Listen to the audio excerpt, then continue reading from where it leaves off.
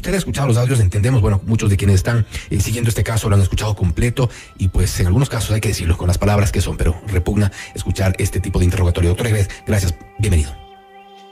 Fausto, buenos días con el resto de abogados que veo que se han conectado, que están participando en esta entrevista, en este panel, por supuesto la doctora Gladys Terán. En realidad, a mí me causó también muchísima sorpresa escuchar esos audios. Creo que esos audios, Fausto, fueron expuestos de una manera bastante conveniente un día antes de la audiencia de vinculación al proceso penal del señor Camacho.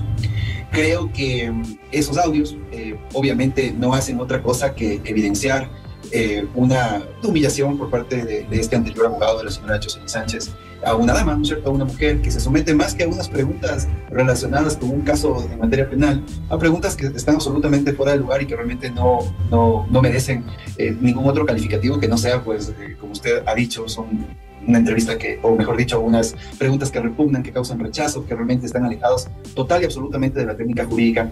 Y obviamente, pues no creo que dichos audios en el aspecto procesal ni sumen ni resten, es decir, no hacen otra cosa que no sea referirse de manera superficial al caso y obviamente pues a algunos otros detalles que nada tienen que ver con el proceso penal como tal, ¿no? Entonces, si usted me pregunta a mí, mi reacción sobre esos audios son de absolutamente un rechazo, porque además del contexto mismo del audio, Fausto, hay que considerar que entre un abogado y un cliente, cualquiera que este sea, existe de por medio un secreto profesional, existe de por medio una relación de confianza absoluta, más aún en la materia penal, que es tan delicada, donde en realidad los abogados defensores de cualquiera de las partes conocen en detalle ciertos hechos precisamente para armar una estrategia jurídica.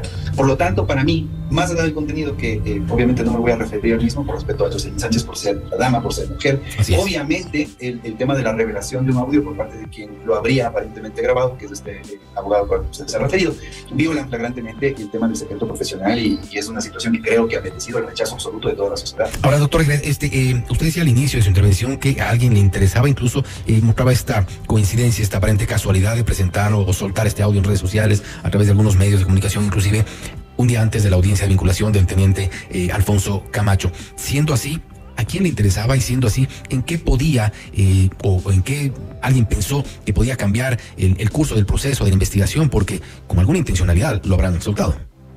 Mire, Fausto, yo soy el actual abogado de Jocelyn Sánchez y obviamente desde que asumí el proceso hasta la fecha he tenido la oportunidad de conocer y revisar a profundidad el caso. Siendo así, lo que yo le puedo asegurar, independientemente que sea el abogado de una de las procesadas, sino en base a la verdad que existe en el proceso, no hay un solo elemento que pueda aquí determinar la responsabilidad de la señorita Jocelyn Sánchez en esta causa. Eso no hay.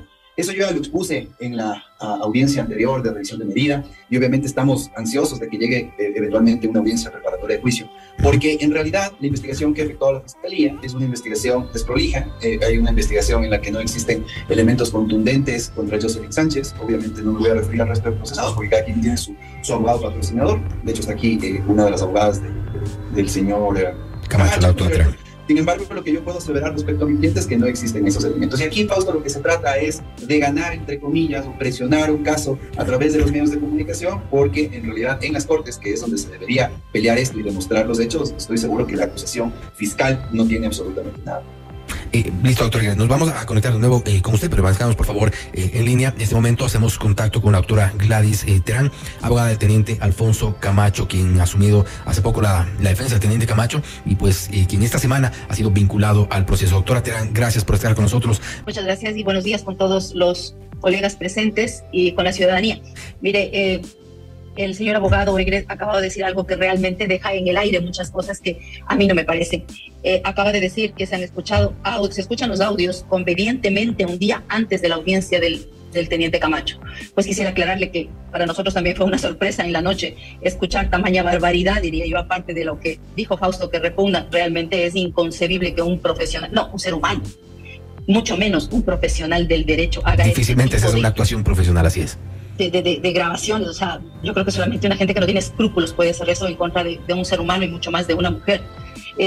Yo, no sé, denunciaría al Consejo de la Judicatura para que le quiten la licencia de abogados, porque eso no se hace. Ahora, doctora, únicamente para hacer esta precisión, yo y entiendo, le escuchamos al doctor Egret sobre esta coincidencia, esta casualidad, y precisamente eso le iba a consultar a usted. De pronto la coincidencia, la casualidad planteada es porque a alguien, no sabemos de quién, seguramente a quien soltó ese audio en redes sociales y entregó a los medios de comunicación.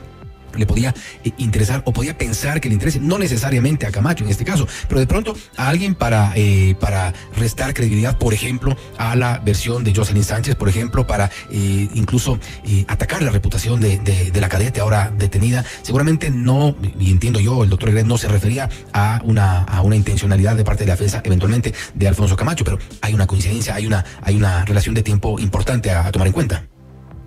Sí, gracias que lo aclara, pero es una coincidencia nada más, pero nosotros no tenemos absolutamente nada que ver en eso, ni tampoco nos ha beneficiado, ni tampoco nos ha perjudicado absolutamente en nada. Pues la verdad de los hechos, sí, justamente son, como dice su programa, más allá de los hechos, nosotros tenemos la verdad de los hechos desde el inicio, con relación, obviamente, al teniente Camacho. Es que no tiene ningún tipo de participación. Es por eso es que nosotros hemos estado colaborando con la Fiscalía desde el primer momento que se nos ha llamado a rendir las versiones, a prestar nuestro contingente en la reconstrucción de los hechos, en esa reconstrucción de los hechos que la Fiscalía, el día de la vinculación con la instrucción fiscal del teniente Camacho, ni siquiera lo mencionó, y ella sabe por qué es, ¿no? Que no mencionó ni siquiera ese como un elemento de convicción, que se decía, se escuchó todo, se vio todo, bueno, maravilla se dijo de eso, cosa que ella sabe, y la gente que estuvimos ahí sabemos que no es así, que no se escuchó nada, ni que se dieron las cosas como debieron haberse dado, ¿sí? Con los técnicos, con un equipo técnico, absolutamente con todo. Miren, si el señor juez de garantías, en este caso penales, porque viene a ser así sea un juez de la familia, es un juez que está garantizando los derechos del procesado. El juez no le otorgó la medida cautelar justamente porque no tenía elementos de convicción que justifique sí la materialidad, pero no la responsabilidad o alguna presunción en contra del teniente Camacho. Ese fue finalmente el tema. Y segundo, de que no había un peligro de fuga, pues es clarísimo. Mire, como yo dije en la audiencia y se lo digo a la ciudadanía, ¿qué abogados llevan a sus clientes que van a ser vinculados a una instrucción, a la audiencia de formulación de cargos o de vinculación? Pues son escasísimos. A riesgo de que permanezcan detenidos. Es que el riesgo no es ese. El riesgo no es que esté detenido. El riesgo es que tiene que decirse la verdad. Y él está ahí no para escaparse, no para huir, no para estar prófugo. Porque quien nada hace, nada teme. Y nosotros dijimos desde el inicio, vamos a dar la cara. Y él dijo, doctora, yo voy a estar presente. Porque yo no me voy a escapar. Yo no he hecho nada y aquí voy a estar. Y así fue. Imagínense, hubo también un receso de 2 horas. Sí, para que el juez resuelva después de que la fiscalía pidió. Y normalmente los jueces siempre hacen caso, bueno, en este caso no, y a lo que dice la fiscalía. Pues si la fiscalía pide la prisión preventiva, a ojos cerrados les dan la prisión preventiva, y mucho más tratándose de este tipo de casos que son mediáticos y aparte de que son de violencia contra las mujeres. No juzgo eso, no critico eso, pero también hay jueces como el que pasó a la audiencia, que finalmente dijo, no, aquí no se ha justificado los requisitos de la prisión preventiva para que se prive de un derecho tan importante como la libertad a un ciudadano que todo el tiempo ha colaborado y que se encontraba presente en la audiencia. Perfecto, sin ningún ánimo de poderse escapar o... Perfecto. Doctora, nos mantenemos por favor en línea. Estamos ya en contacto con el doctor Jesús López, abogado de la familia de María Belén Bernal. Estamos ya en este momento. Perfecto, ahí lo tenemos. Doctor López, gracias por estar con nosotros. Bienvenido y buenos días. ¿Ha escuchado las posiciones de los abogados? Unas inconsistencias parece en este proceso y lamentablemente se habla ya de supuestas presiones. Ahora ha circulado este audio. ¿Cuál es su reacción sobre lo que puede haber en cómo podría estar influyendo la circulación de estos audios? Buenos días. Muy buenos días, Fausto. También un saludo a todos los colegas que se encuentran en este panel y a toda la ciudadanía que nos escucha. Mire, yo quiero empezar igual rechazando la actitud profesional de los colegas que se permitieron grabar a su patrocinada en un centro penitenciario. Realmente esa actitud no es la de un abogado, y peor aún, el tipo de preguntas que nada tenían que ver con la investigación criminal que se lleva adelante.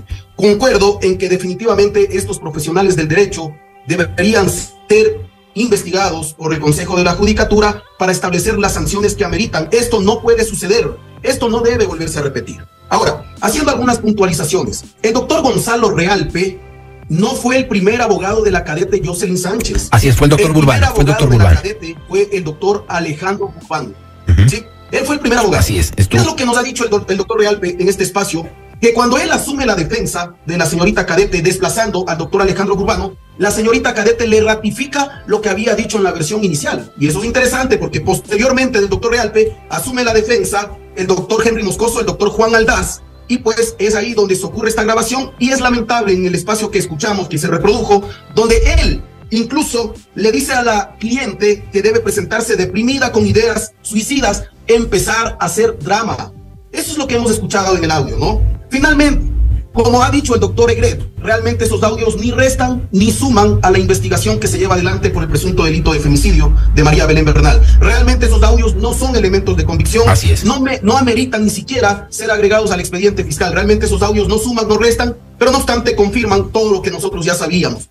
Respecto a lo que ha dicho la doctora Gladys Terán, ha dicho la doctora que el señor juez no dio la medida cautelar al señor Camacho porque no existían elementos de convicción, pues es absolutamente falso. Lo que ocurrió es un error técnico por parte de la Fiscalía y lo explicó muy bien el señor juez. La Fiscalía no justificó si la vinculación del señor Camacho la hacía en calidad de autor o de cómplice de la infracción. Y por no haberlo justificado en qué calidad lo procesaba, no se cumplía el segundo requisito del artículo 534 y por lo tanto él indicó que no es procedente la medida de prisión preventiva. Y sin embargo de aquello, para evitar la fuga y asegurar la comparecencia del señor Camacho, le impuso la prohibición de salida del país, le impuso el grillete electrónico y es más, le impuso la presentación diaria ante la Fiscalía General del Estado.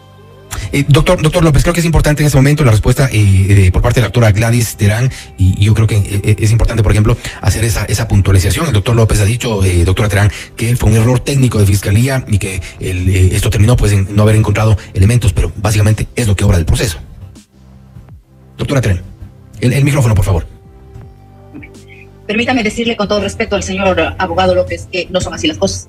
No he estado atento. Son dos cosas. La que él acaba de decir, que la Fiscalía no dijo en qué calidad le imputa, si es autor, cómplice, es autor mediato, es coautor, no dijo absolutamente nada. Eso es un error técnico. No creo que sea error técnico porque no sabemos de qué defendernos. Está el tipo penal de femicidio por omisión, pero nada más, no sabemos el grado de participación. Ese es uno. Yo no estoy faltando a la verdad porque todo está registrado en los audios y dijo muy claro el juez que no existen elementos de convicción suficientes sobre la responsabilidad, las presunciones de responsabilidad, no así de la material, porque solamente presentó que la autopsia, que el levantamiento del cadáver, todo lo que acredita la existencia material de la infracción, más no de que sea partícipe o que tenga algún elemento de convicción sobre la participación. Es uno de los requisitos justamente y de las finalidades que persigue la prisión preventiva. Entonces, clarísimo fue el juez. Yo no tengo por qué faltar a la verdad porque hay audios al respecto en lo que dijo claramente las cosas. Aquí debemos decir justamente la verdad de los hechos. Ahí usted dice, más allá de los hechos. Yo le pongo la verdad de los hechos. No se puede salir a decir que solamente fue por un error técnico, porque ese rato a lo mejor lo podía convalidar, no sé si le dejaría el juez o no, pero el juez no encontró los requisitos y la finalidad de la prisión preventiva para que el señor esté con la medida cautelar y privado de su derecho a la libertad. Esa es la realidad y están los audios que se los puede escuchar, me imagino, cuando se lo solicite. No estoy faltando a la verdad. Doctor Egret, también su reacción, el doctor López ha dicho... Y no es cuestión de reírse, ¿no? Creo, doctor, discúlpeme porque no estoy haciendo chistes. Sí, bueno, pedimos a los panelistas, al doctor López, a todos, respeto, por favor, mantener la seriedad porque es un tema realmente serio. Doctor Egret, el doctor López ha dicho que con estas declaraciones, con estos audios, si bien no influyen en el proceso, de todas formas, se confirma una parte de lo que se ha dicho inicialmente respecto de Jocelyn Sánchez. Fausto, yo le digo algo, yo respeto la posición de todos los colegas, obviamente el doctor López, él ejerce su trabajo, nunca en mi vida he tenido la oportunidad de conocerlo o litigar contra él, pero sí puedo de alguna forma presumir, como yo empecé mi intervención, indicando que aquí existe una suerte de presión a través de los medios, de declaraciones de la señora Otavalo, de sus abogados, para tratar de alguna manera explicar la postura de ellos, lo cual en el proceso simplemente no existe. El doctor López dice que a través de este audio ellos habrían confirmado al menos algo que sería una ratificación de que Jocelyn Sánchez... Y habla sobre la supuesta...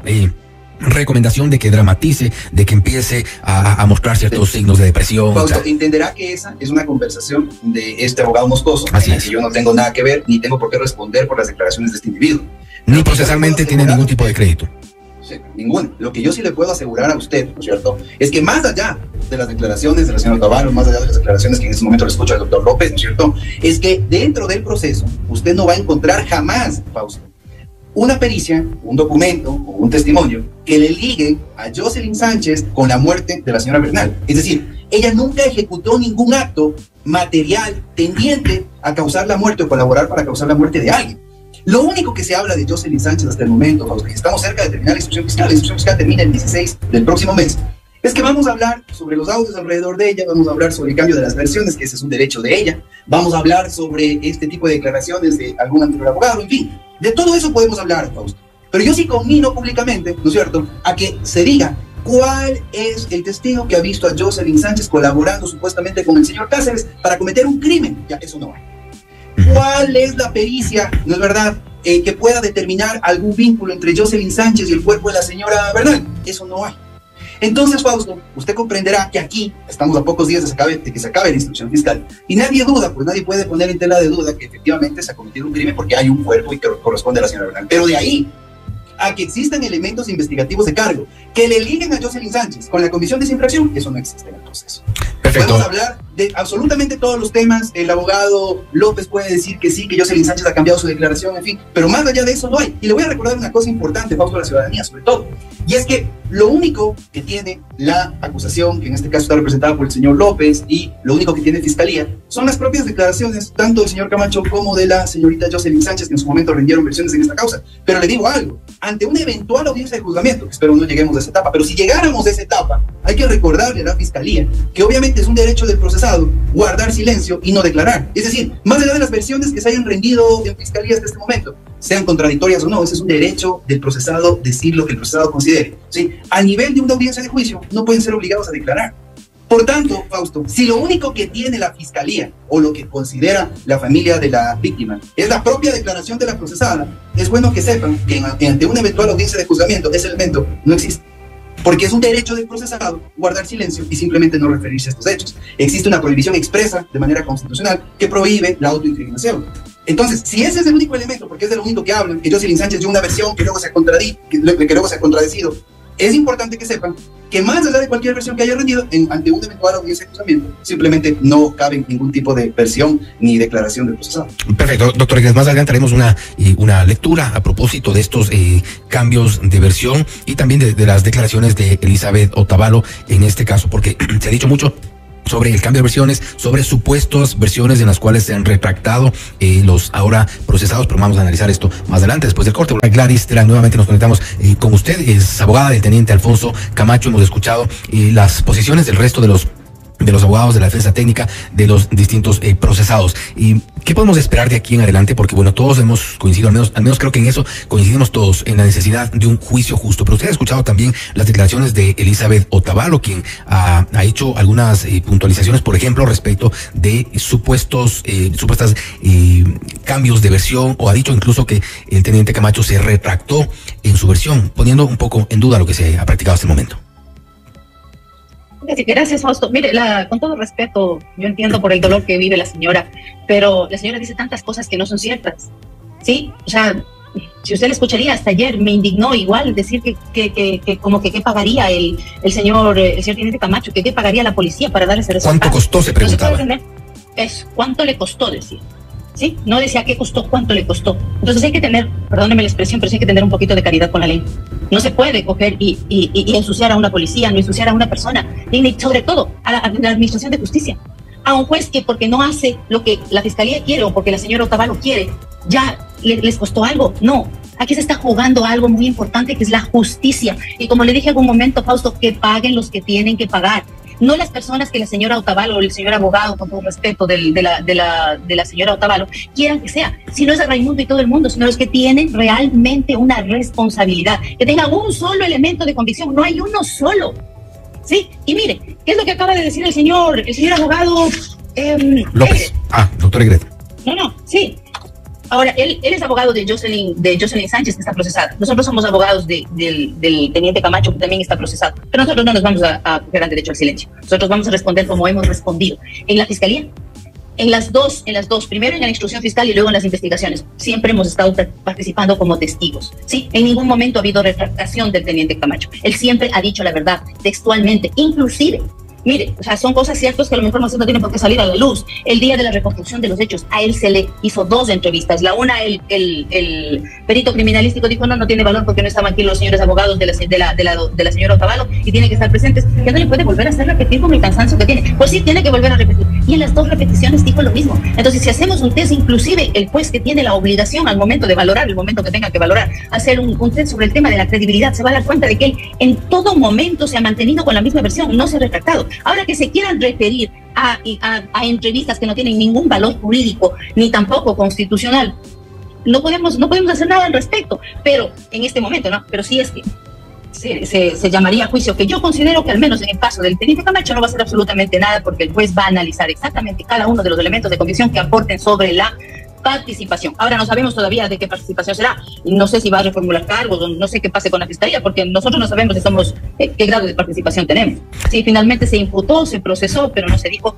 claramente las circunstancias. Ahora, no sabemos cuál elemento de convicción, y créanme que es la verdad. Si algún momento usted tiene la oportunidad de revisar el acta o revisar los autos, usted va a ver que no hay un solo elemento que la señora fiscal diga, esto es lo que hizo, o por esto le digo al señor Camacho que es un presunto responsable por omisión.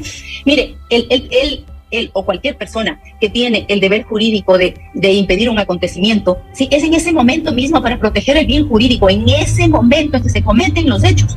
Él llega a la habitación, porque es un corredor que tiene que pasar, llega a la habitación cuando ya no había, estaba muerta, había fallecido la señora, pero él no sabía nada, él no sabía que se estaba cometiendo un delito, solamente sabía que algo inusual estaba pasando, por eso dio parte. Sí, él también es un ser humano. Sí, él también siente y tiene una obligación, para eso es policía, de poder auxiliar, pero si no escucha nada realmente de lo que supuestamente había pasado, recién se enteran el día martes 13 qué es lo que había ocurrido. Por eso es que no hay partes de nada, porque era algo inusual que pasó, aparentemente o posiblemente unos ruidos, que inclusive ni siquiera sabemos qué tipo de ruidos, porque había una mascota ahí, y nadie se percata del tema de la mascota, pero sí pasan audios. Es que es terrible lo que pasó ese día del reconocimiento, de la reconstrucción de los hechos. De la reconstrucción de los hechos. Fue tenaz. Realmente yo en mi vida he visto tamaña barbaridad. Doctora. Sin abogados. Sin abogado de la señora Jocelyn Sánchez. Doctora, vamos en este momento a darle paso al doctor Jesús López, abogado de la familia de María Belén Bernal. Yo sí quería consultarle, en estos días tuvimos en Notimundo Estelar a la señora Vizcarra, madre de Alfonso Camacho, quien denunciaba que el día de la audiencia de vinculación llegó una camioneta del Consejo Provincial con pancartas y un poco, con algunos textos. Vamos a escuchar mejor a la señora Vizcarra, madre de Alfonso Camacho, que es lo que nos comentó, y enseguida le quiero hacer una pregunta, por favor. Llegué hoy a las 8:30 de la mañana a la Casa de la Justicia, y el momento que yo llegaba, bajaban pancartas de un auto del Consejo Provincial. Entonces, ¿qué quiere decir? Que ahí está también la política, ¿no? Porque alguien le está apoyando a la señora Otavalo para que continúe con esta situación, porque como digo, no hay culpables. Simplemente es la realidad la que hay hoy, que no queremos ver, y si es que hay detrás de todo esto algo político, como le digo, yo personalmente vi. Doctor López, ¿se metió la política en el caso? Yo esa pregunta no le podría responder. Mi labor y la de mi equipo jurídico ha sido exclusivamente dedicada a la investigación criminal del femicidio, y lo sostengo y así lo he demostrado. Porque en alguna ocasión se me invitó a comparecer a la Asamblea Nacional para dar aspectos sobre el caso. Yo a la Asamblea Nacional no he ingresado a ninguna reunión o espacio en donde estén involucrados actores políticos, y desconozco también lo que dice en este momento la mamá del señor Teniente Camacho, ¿no? Realmente yo no tengo conocimiento al respecto. Mi labor es estrictamente jurídica y dentro del caso. Ahora, doctor Egret, volvemos con usted enseguida, también nuevamente con el doctor Realpe. ¿Cómo interpretar todo esto que ocurre? Yo creo que quiero hacerle la misma pregunta con todo esto, lo que ha declarado la madre de Alfonso Camacho, y si parece grave o al menos preocupante. ¿La política está en el caso? Mire, Fausto, yo comprendo que la lucha de la señora Otavalo es una lucha como madre, y yo, bajo ese punto de vista, ciertamente encuentro que ella va a dotar absolutamente todos los medios para que se haga justicia. Pero esa búsqueda de justicia no debe ser encaminada a encontrar culpables donde no los hay, a exigirnos a nosotros, que somos los procesados, ¿no es verdad?, que digamos las situaciones o que colaboremos en las diligencias que la contraparte considere. Creo que la búsqueda de esa verdad, la búsqueda del verdadero responsable, debe ser orientada a exigir a la Fiscalía General del Estado, ¿no es verdad?, que hagan una investigación prolija, lo cual no ha sucedido hasta este momento. Por ese motivo, Fausto, me adelanto a decirle que si para la audiencia preparatoria de juicio, los al menos 2 procesados que estamos hasta este momento, o al menos mi cliente, que es la señora Jocelyn Sánchez, terminan con un auto de sobreseimiento porque no hay pruebas, porque ya le estoy explicando que no las hay, y obviamente el abogado López sabe que no personas hay, no puede decirnos a nosotros que hay un elemento que nos vincule con el fallecimiento de nadie. Pues entonces, cuando eso se dé, Fausto, ¿qué va a salir a decir la señora Otavalo? Lo mismo que ha dicho en otros medios, que hay un espíritu de cuerpo, que los abogados estamos hablando con la policía, y yo no tengo ninguna relación, que obviamente haciendo presumir que está circulando dinero para ese tipo de fallos. Es decir, empieza, Fausto, a sembrarse un montón de dudas, cuando en realidad de lo que deberían preocuparse es precisamente de que, pues, al menos su teoría y la investigación de la Fiscalía sea una investigación prolija, con obviamente elementos investigativos de cargo que no hay. Entonces, Fausto, que no se diga en la audiencia que la falta de investigación de Fiscalía o la falta de actuación de la víctima, en este caso, ¿no es cierto?, dentro del proceso penal, sea entonces la justificación para que luego traten de desacreditar una sentencia de inocencia o un auto de sobreseimiento. Una respuesta muy breve, por favor, doctor Egrer. ¿Cuál es su sensación? ¿Usted cree o está convencido de que se han agotado todos los medios para lograr la localización y captura de Germán Cáceres? ¿O cuál es su presentimiento de que puede pasar en este proceso de localización y captura? Mire, dentro del proceso de femicidio, ¿no es cierto? Obviamente no tengo constancia de las diligencias que esté haciendo la Fiscalía o la familia de la señora Bernal sobre este tema. O sea, ese asunto escapa de mi conocimiento. Lo que sí le puedo decir es que dentro del propio proceso penal, si el señor Cáceres fuese detenido el día de hoy, igual no hay diligencias investigativas relativas a él. Es decir, aquí estamos, Fausto, ante una suerte de empuje mediático de una causa y carente de elementos de prueba para las eventuales audiencias que se puedan desarrollar. Lo que usted me dice es que se está dirigiendo la investigación en otros sentidos y no hacia el responsable. Por supuesto, eso es lo que ha sucedido. Y obviamente nosotros, por ese motivo, esperamos que luego de la audiencia preparatoria del juicio, esta pesadilla para Jocelyn Sánchez termine, no seamos más parte de este proceso penal y obviamente pues que la Fiscalía, si considera que tiene elementos contra Cáceres y algún día este ciudadano aparece, pueda ser sentenciado. Bien, gracias. Doctor Greer, enseguida regresamos con las conclusiones. Vamos adelantando un poco las conclusiones, doctor Realpe, que nos acompaña acá en los estudios de FM Mundo, respecto de estos audios, que un poco ha sido lo que ha despertado nuevamente este caso. Los audios en donde los segundos abogados de Jocelyn Sánchez le habrían interrogado de una forma, como decíamos, y creo que en eso nos vamos a mantener, una forma cero profesional, una forma repugnante en realidad. ¿Qué delitos pueden estarse o eventualmente configurarse alrededor de lo que han hecho estos abogados de Jocelyn Sánchez, a quienes se les atribuyen los audios? Bueno, este audio, de lo que yo he escuchado, tiene plena veracidad, no hay la menor duda, que presuntamente fue grabado por el abogado Moscoso. En este audio existen 3 delitos, o presuntamente 3 delitos. Primero, violación a la intimidad de Jocelyn Sánchez. Artículo 178 COIB. Otro delito, ingreso de artículos prohibidos a las cárceles, artículo 275 COIB. ¿Por qué? Porque para grabarle, no hay duda de que a Jocelyn se le grabó en el interior de la cárcel de Quitumbe, donde ella se encuentra. Debieron haber ingresado un celular, una grabadora, un aparato electrónico con el fin de grabar clandestinamente. Ese también es delito. Otro presunto delito, fraude procesal. Decirle a la cliente, miéntale al juez, miéntale al perito, hágase la enferma, hágase supuestamente que está con una crisis nerviosa alterada, etcétera. Eso también constituye delito, artículo 272. Y hay un agravante.